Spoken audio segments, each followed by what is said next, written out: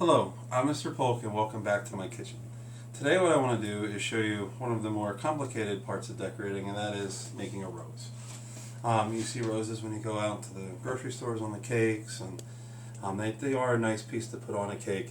And they're not easy. They are tricky, but I'm going to show you the couple steps and then you can try it. The secret to it is you need a 104 tip, okay? And you also need a rose nail.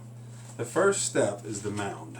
Okay, so you take the tip, hold it 45, hold it so the angle matches, and I just kind of squeeze out and just make a mound. The mound is extremely important because that's what the rose goes on. Okay, if you don't do that, you're going to have a hard time taking your rose off the nail. So now, this rose tip has a fat end and a skinny end. Okay, and the fat end goes down, and you make the cone. So the second step is the cone.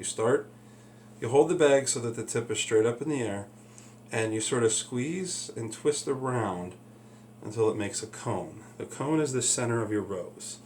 Then you make the first 3 petals. Fat part down, and I don't know if you want to try and get in. You want to start by making a petal. When you make a petal, it's not straight, it's like up and down. It's like a little rainbow.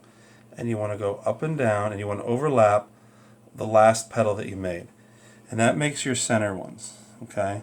Then what you're going to do is keep overlapping. You always overlap like a real rose. If you've ever looked at a real flower, you keep overlapping and working your way around. It's important to keep the tip out. If you don't keep the tip out, it starts to look like a cabbage. And you pretty much do it until it looks even and looks like a flower. So that looks like a rose. And now the question is, how do I get it off the nail? Everyone always asks that. I put a little bit of icing down as if this was my cake.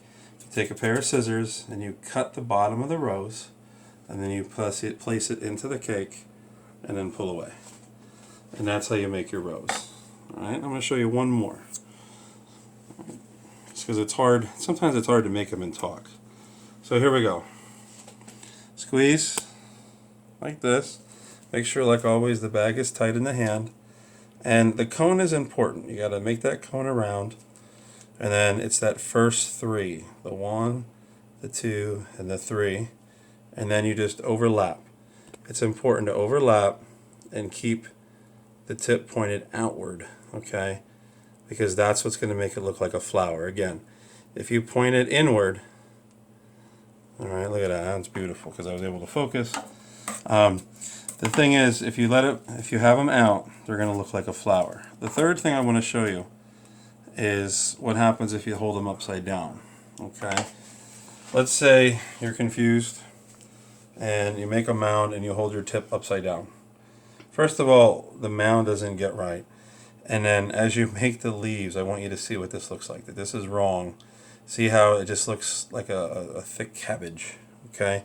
If your roses are looking like that, you're holding your bag upside down. Okay? It's important that you turn the bag around then. I'll do one last one there. And you make sure you get that mound and then the nice cone, and then just start going. I like to get 3 in the middle, and then I work my way around. And it's just until it looks like a flower. The more you do it, the faster you'll get. You can make different sizes. They don't have to all be really big.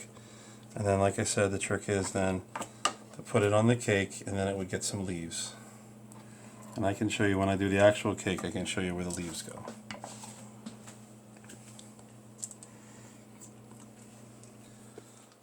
So thank you for watching me today, and I hope to work with you real soon, right here in Mr. Polk's Kitchen.